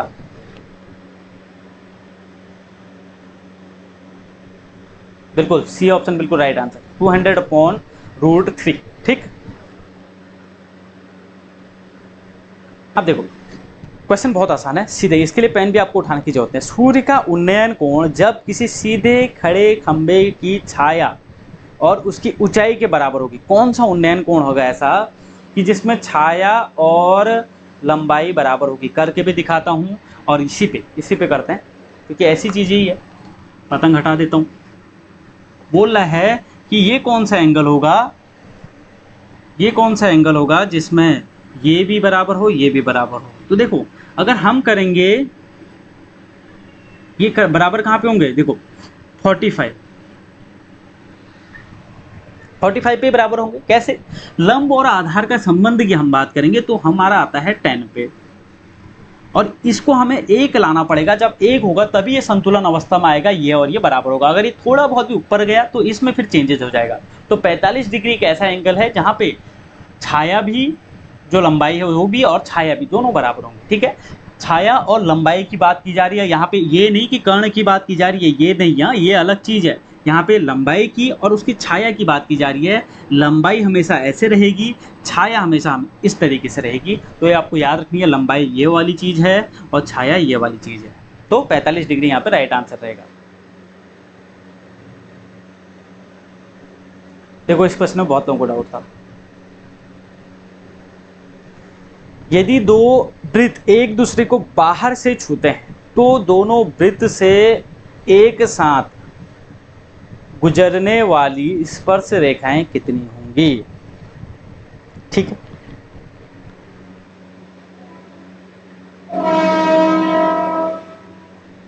यहाँ पे बहुत लोग एक बोल लेते, बहुत लोग तीन बोल लेते। तीन का कारण क्यों नहीं है, देखो एक वृत्त ये रहा आपका, एक वृत्त आपका ये रहा। ठीक है, क्या पूछा, दोनों में एक साथ एक ही स्पर्श रेखा है। अगर बोलेंगे कि दोनों में से कुल कितनी स्पर्श रेखाएं खींची जा सकती है तब उसका आंसर होता 3।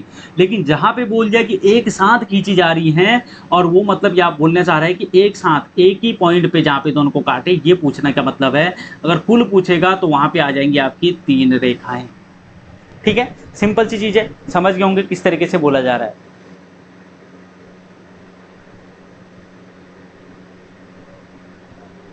चलो ये भी क्वेश्चन आसान है। 3 सेंटीमीटर त्रिज्या आपको दी हुई है, एक वृत्त पर खींची गई 2 स्पर्श रेखाएं परस्पर 60 डिग्री पर झुकी हुई हैं। तो स्पर्श रेखा की लंबाई आपसे पूछ रहा है, ये आप आराम से निकाल सकते हैं, कोई दिक्कत की बात नहीं है। कैसे निकालोगे,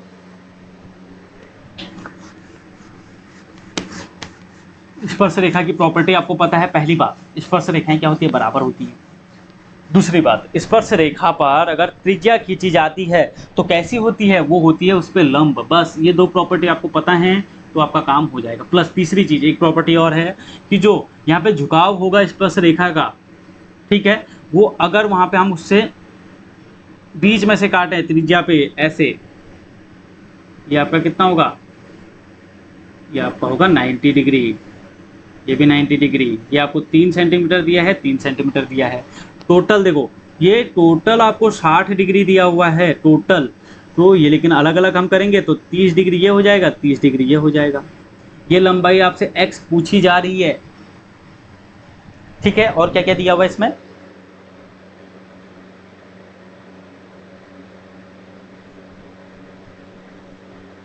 बिल्कुल इतना ही है, ठीक है, इतना ही है।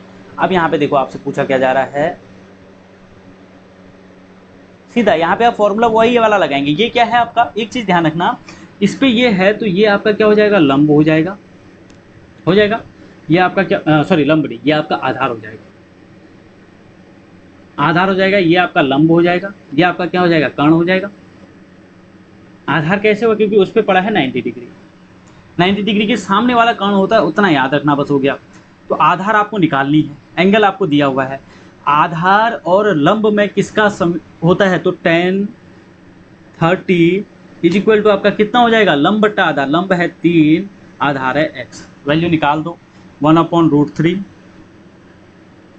3/x, x is equal to 3√3। समझ गए, कोई दिक्कत की बात नहीं है, सिंपल सी चीज थी। ऑप्शन है क्या कोई ऐसा मिलता हुआ, बिल्कुल 3√3 सी ऑप्शन राइट आंसर है। हाँ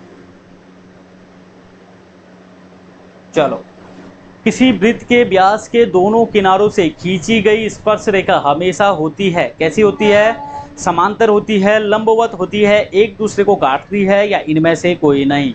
वृत्त के व्यास के दोनों सिरों से खींची गई स्पर्श रेखा, वृत्त ये रहा, ये इसका व्यास है, यहाँ से एक रेखा खींची, यहाँ से एक रेखा खींची, देखो टच करते हुए जाएगी, ठीक है, थोड़ा दूर हो गया, अंदर घुस गया, तो क्या होंगे, हमेशा समांतर रेखाएं ही होंगी, बराबर दूरी होगी, ठीक है, समांतर रेखाएं। बहुत इंपॉर्टेंट फॉर्मूला, याद रख लो इस फॉर्मूले को, यहाँ से क्वेश्चन बन सकता है। ये क्वेश्चन मैंने आपको पहले कराया नहीं है, तो याद रखना। कोण थीटा वाले त्रिज्य खंड का क्षेत्रफल होगा, याद रखो डी ऑप्शन बिल्कुल राइट आंसर है, θ/360 × πr², ठीक है, याद रखना इसको। और यहाँ पे आपको दे देगा थीटा दे देगा, मान लो आपको दे देगा 45 डिग्री वाले त्रिज्य खंड का क्षेत्रफल कितना होगा, यदि उसका रेडियस 4 सेंटीमीटर है, तो आर आपको दे दिया, थीटा आपको दे दिया, क्षेत्रफल आप निकाल सकते हो θ/360, ठीक, सिंपल सी चीज है, याद रखना इसको। दूसरी चीज, अब यहाँ पे देखो, यदि आपका एक वृत्त का व्यास d है तो उसका क्षेत्रफल क्या होगा। अब यहाँ पे d के फॉर्म में दे दिया, चलो इसको करके दिखा देता हूँ आपको। d के फॉर्म में दिया है, और d के फॉर्म में मतलब आपको पता है d is equal to 2r होता है, r is equal to d/2 हो जाएगा। क्षेत्रफल क्या होता है, πr² होता है, तो पाई इंटू r की वैल्यू d/2 रख लो, तो d²/4 हो जाएगा। तो कोई ऑप्शन है क्या ऐसा, पाई d²/4, ऐसा ऑप्शन कोई होगा वहां पे, देखो ये देखो कौन सा ऑप्शन है, पाई d²/4, डी ऑप्शन ही आपका बिल्कुल राइट आंसर रहेगा। समझ रहे हो किस तरीके से किया है।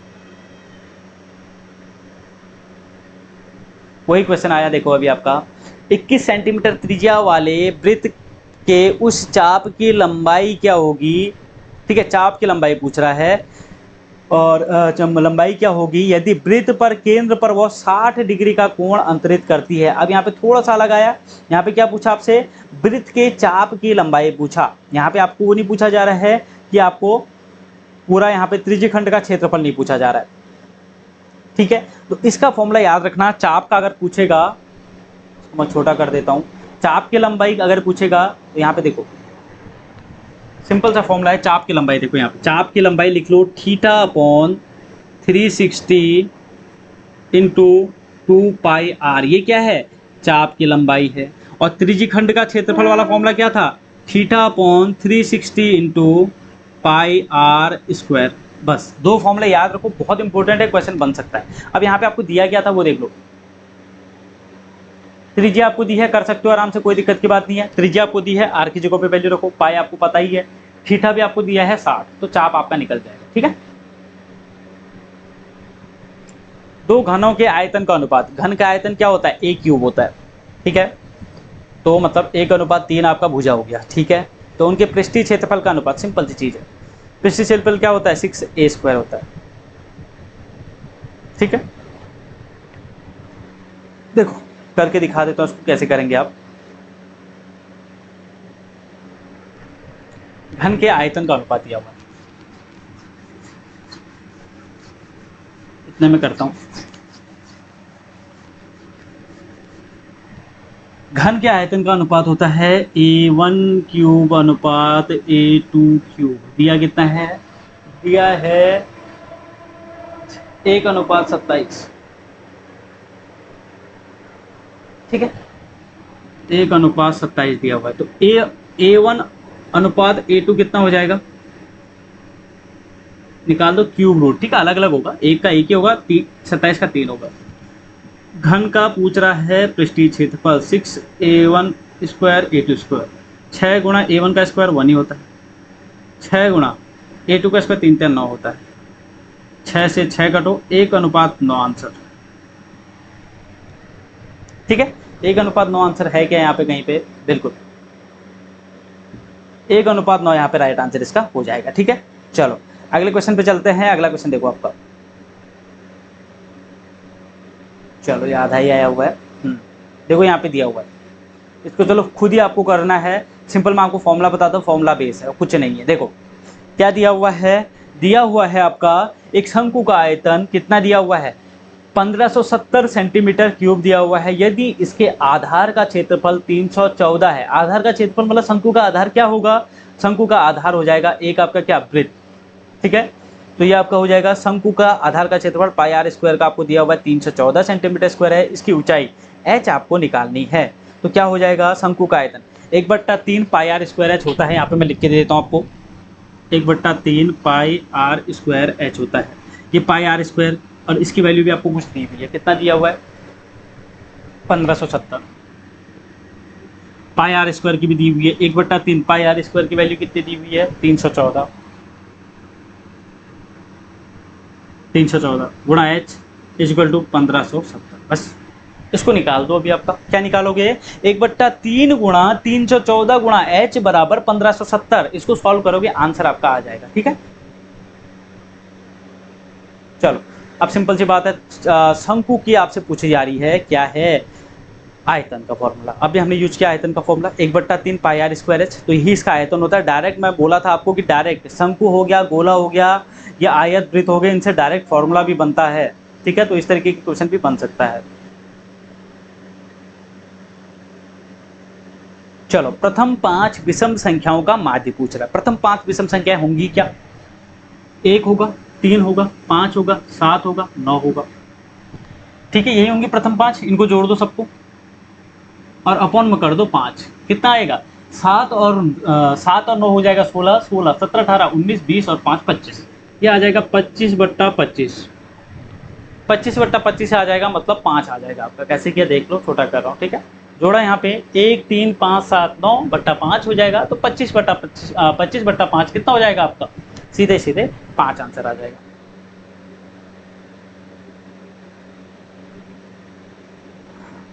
देखो एक चीज बता देता हूँ, थोड़ा सा इसको छोटा करता हूँ। अगर आपसे परिसर पूछा जाता है, ठीक है, अगर आपसे क्वेश्चन में पूछा जाता है इसका परिसर बताओ, परिसर का मतलब होता है एक लिमिट, मतलब उसका जो मैक्सिमम और मिनिमम का लिमिट है वो पूछा जाता है, ठीक है, परिसर आपका। इसको ध्यान रखना, क्वेश्चन नहीं कराया हुआ है। ऑप्शन दिया, इसमें क्या दिया, क्वेश्चन दिया 24 15 22 13 9 10 30। इसको सबसे पहले आरोही क्रम में लिखना होता है। आरोही क्रम में जैसे ही लिख लोगे, उसके बाद जो सबसे हाईएस्ट नंबर है और सबसे जो लोएस्ट नंबर है, सबसे हाईएस्ट नंबर लोएस्ट नंबर, उनका अंतर कर लोगे, परिसर आपका निकल जाता है। इसमें देखो सबसे बड़ा नंबर कौन सा है, ये 26 मत बोल देना, ठीक है, क्वेश्चन नंबर है वो। 30 सबसे बड़ा नंबर है, सबसे छोटा नंबर कौन सा है, 9 सबसे छोटा नंबर है। कर दो, माइनस कर दो 30 में से 9, तो कितना हो जाएगा 21 आपका इसका परिसर आ जाएगा। मतलब क्या किया, सबसे ऊपर का जो नंबर है, सबसे बड़े नंबर को सबसे छोटे नंबर से माइनस किया, परिसर आपका आ जाएगा, ठीक है, सिंपल सी चीज।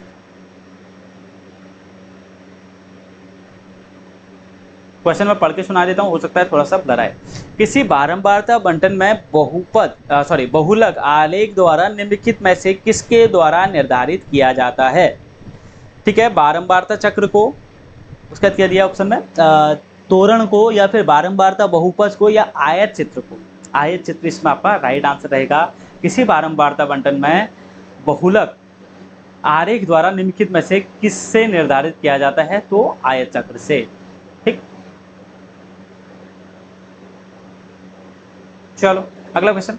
एक साथ दो सिक्कों को उछालने पर कम से कम एक हेड आने की प्रायिकता। सिंपल सा चीज है, देखो कम से कम दो सिक्के उछालो, दो सिक्के एक साथ उछाल लो, क्या आ सकता है, हेड आ सकता है, हेड आ सकता है, हेड आ सकता है, टेल आ सकता है, टेल आ सकता है, टेल आ सकता है, टेल आ सकता है, हेड आ सकता है, और कुछ आ सकता है क्या, हेड है, tail tail, tail head, head tail, चार ही चीजें आ सकती हैं, संभव चीज। एक हेड बोल रहा है तो एक हेड यहाँ पे भी आ सकता है, एक हेड ये भी आ सकता है, एक हेड यहाँ पे, तीन चांसेस अपने पास हैं। टोटल कितने हैं मौके, चार आपके, चार में से तीन, तो 3/4 इसका आंसर।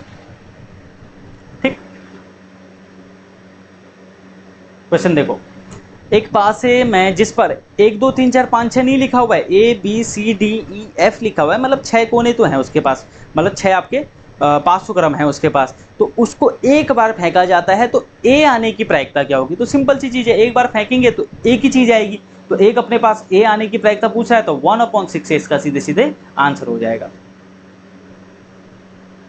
चलो, दो पासों को एक साथ उछाला गया तो पासों के ऊपरी सतह पर एक ही संख्या आने की प्रायिकता। चलो एक, अब देखो दो पासे उछाले जा रहे हैं, पहले तो देखो ऊपर हम क्या लिखते थे, ऊपर हम लिखते थे क्या चीज अपने को चाहिए और कितने बारे में वो आ सकते हैं, और नीचे टोटल संख्या, तो नीचे तो टोटल आपको सीधे पता है कि 36 होगा, दो पासे हैं 6 का स्क्वायर हो जाएगा। अब एक सेम चीजें आने की प्रायिकता, मतलब पूछ क्या रहा है कि क्या क्या आ सकता है, देखो क्या क्या आना है अपने को, क्या क्या निकालना है वो हम यहाँ पे देखते हैं। सेम चीजें निकालनी है दोनों पासों में, सेम चीजें हो क्या कह सकती हैं, 1,1 हो सकता है, 2,2 हो सकता है, 3,3 हो सकता है, 4,4 हो सकता है, या फिर 6,6 हो सकता है, 5,5 हो सकता है। कितनी चीजें हो सकती हैं, 1 2 3 4 5 6, 6 चीजें हो सकती है कि दोनों चीजें सेम आने की प्रायिकता पूछ रहा है, कि मतलब आपका एक पासे में भी एक निकले, दूसरे पासे में भी एक निकले, तो सेम चीजें निकले। तो कितनी है टोटल, 6 हैं, 6/36, 1/6 आंसर। ठीक, देखो ये क्वेश्चन आपको अगर कोई चीज़ समझ में नहीं आ रही है, इनकी क्लास जरूर से देख लेना, पूरी क्लासेस हुई है यूट्यूब पे, ठीक है, वहाँ पे कोई चार्जेस नहीं है, आपको ऐसा नहीं है कि वहाँ पे पेमेंट कुछ देना है, अगर क्लासेस देखनी है वो आपके लिए फ्री है। चलो यहाँ पे अपना ये काम हो गया है कंप्लीट, ठीक है, ये काम अपना हो गया कंप्लीट। तो टोटल हमने 50 क्वेश्चन कर लिए हैं मैथ के, जो कि आपके मॉक 2 के थे। अब उसमें आपको जो जो डाउट थे अभी आपने यहाँ पे सीख लिए होंगे, मुझे नहीं लगता अब कोई भी डाउट इसमें आपका रहा होगा, ठीक है, तो आराम से आपने समझ लिया होगा। बाकी अगर आपको पेड ग्रुप लेना है, नंबर आपको दिख रहा है, इस नंबर पे आपको व्हाट्सअप करना है, 499 209 फीस है, अलग अलग आप कोई भी ले सकते हो, 209 वाला भी, 499 वाला भी। 14-15 दिन बचे हुए हैं, अच्छे से रिवीजन कर दीजिए, जितना भी बचा हुआ है सब आपने कंप्लीट कर लिया होगा, तो अच्छे से कीजिए। बाकी पेड ग्रुप वालों के लिए कल को एक टेस्ट रहेगा, उसका मैं टाइमिंग आपको शाम तक बता दूंगा या कल सुबह बता दूंगा। सुबह मुश्किल है कि मॉर्निंग में हो जाएगा आपका, हो सकता है शाम को, ठीक है, तो मैं आपको कंफर्म बता दूंगा। बाकी चीज़ें आपको देखो प्लेलिस्ट एक बार चेक कर लेनी है, 90+ वीडियो है, पूरी आपको देख लेनी है। बाकी 4 से 5 दिनों में एप्लीकेशन आ जाएगा, तो वहाँ पे भी आपको बहुत सारी चीज़ें मिलने वाली हैं, वो जैसे आएगा आपको अपडेट दे देंगे। उसके अलावा आपका देखिए आपको प्लेलिस्ट तो जरूर से चेक करनी है, टेलीग्राम चैनल और इंस्टाग्राम पे भी जरूर से फॉलो कीजिए, उत्तराखंड भूमि क्लासेस करके, ठीक है, डिस्क्रिप्शन में लिंक है। और इससे पहले 50 क्वेश्चन आपको दे दिए जा चुके हैं जो आपके साइंस के थे, तो आपने वो देख लिए होंगे। अब ये मैथ का है, थोड़ा सा लंबा वीडियो हो चुका है, 1 घंटे के आसपास का हो गया होगा जहाँ तक मुझे लगता है, तो इसको आपको देखना है। सारे हमने यहाँ पे डाउट भी देखे हैं आपके, जो चीज़ें उससे रिलेटेड थे वो क्वेश्चन भी देख लिए, कैसे करने हैं क्वेश्चन वो भी बता दिया, वहाँ पे जाके गलती क्या क्या नहीं करनी वो भी बता दिया। 25 तारीख को पेपर है, तो बिल्कुल जी जान लगा दीजिए, 10-15 दिन अच्छे से मेहनत कीजिए। पेड ग्रुप वालों को जो आपके मैथ्स के बचे हुए चैप्टर हैं उनके MCQ और अपना यहाँ पे जो PDF फॉर्मेट में देने वो भी, और फुल मॉक टेस्ट भी। फुल मॉक टेस्ट कल तीसरा हो जाएगा, 2 और बचेंगे, हो सकता है वो संडे को दोनों एक साथ पे दे दिए जाए। संडे मतलब आपका परसों ही हो गया, परसों शाम को भी हो सकता है कि आपको 2 के 2 टेस्ट मिल जाए, एक तो कंफर्म मिलेगा परसों भी आपको, जहाँ तक है 99%, ठीक है। तो 15 से पहले आपके मॉक टेस्ट वाला पूरा सिलेबस कंप्लीट हो जाएगा। सेम चीज़ आपका जो पेड ग्रुप वाला है 15 से पहले फुल कंप्लीट हो जाएगा।